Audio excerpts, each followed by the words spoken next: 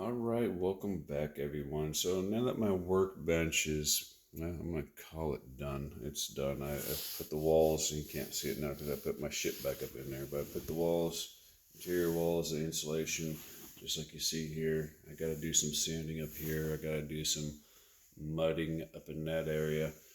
But for the most part, it's done. Now I want to add some sound, and I got this Bluetooth speaker box and subwoofer box that I custom made. I don't even remember when, but I custom made those. It sounds really nice. It sounds really good. But it takes up a lot of space.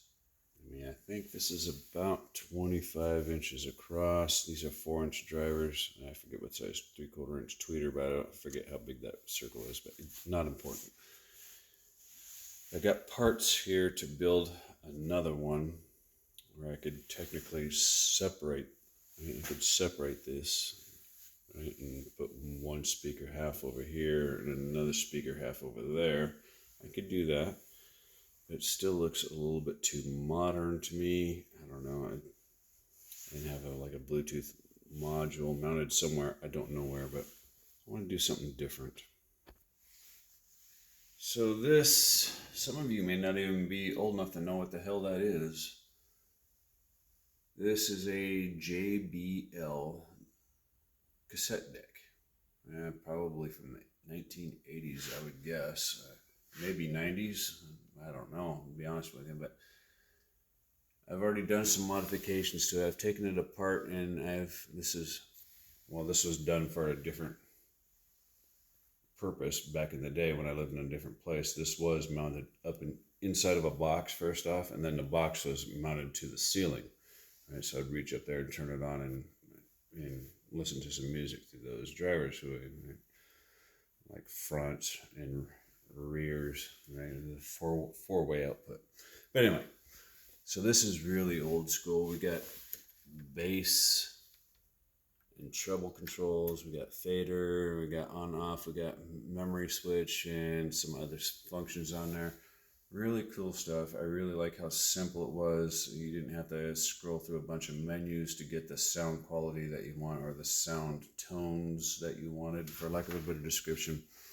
So I've taken it apart. I put in an on-off switch, and how this on-off switch normally works is there's one inside here. When you put in a cassette, it would activate a switch and would let the radio know, hey, I got a cassette in there, let's play the cassette. So that's what now you just manually do it. And then I've tapped into it, ran a wire, and this is my auxiliary input now. Because these old radios never had an auxiliary input. They got what's called a line level output, or low level. So if you're lucky, you got a 5-volt, which would be kind of high power for the day. Might still be high power today. I don't know. I haven't dealt in car radios in a long time, but I think this is going to be the option I want to go for. And I think if I stick that somewhere about the middle right here, and then have a small speaker box there and a small speaker box there, that clears up even more space here, and I can listen to the radio or play music through my phone through the Bluetooth adapter. However, that being said, I need to put some resistors in here. You can kind of see where it goes through the wood. Right there, goes through the wood, comes out, and then there is where it taps into. It's kind of taped to the chassis right here, and then here's the other side of the input. Right, that's it right there. So I got just this wire making a bridge. That's all that is. I need to add some resistors in there because it's very, very sensitive to the battery operated Bluetooth device that I bought and stuck in there. It created a lot of static, a lot of distortion, so I need to bring down the voltage to this guy right here. I don't want to destroy it. I mean, it's technically destroyed, but it still works. And we still got the old school labeling on there, which is very handy, right? Very, very handy. Very cool. JBL. Used to be a good deck maker back in the day. I don't know if they still are or not. I have no idea. But I think that's the plan. I think that will look quite well with the overall looks of this workbench / extra storage. Kind of out of sight, out of mind. Mount it somewhere in there.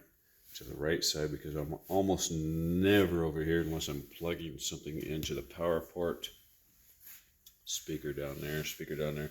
That way my knees are not going to bump into it or anything else. The screwdriver's not going to get to it. If I'm cutting something, like a piece of wood, sawdust isn't going to go flying everywhere. So anyway, the reason why I'm bringing this up is because if you want to do something similar, maybe you might get inspired to do something similar, right? Never be limited to what you can buy at a store. You might find what you're looking for in a wrecking yard or an abandoned vehicle. Hey, plug it into a 12-volt battery. Oh, speaking of which, yes, I got a 12-volt battery down there sitting there collecting dust. And I got a trickle charger as well. So that I can tap into that and run my power leads and call it one and done.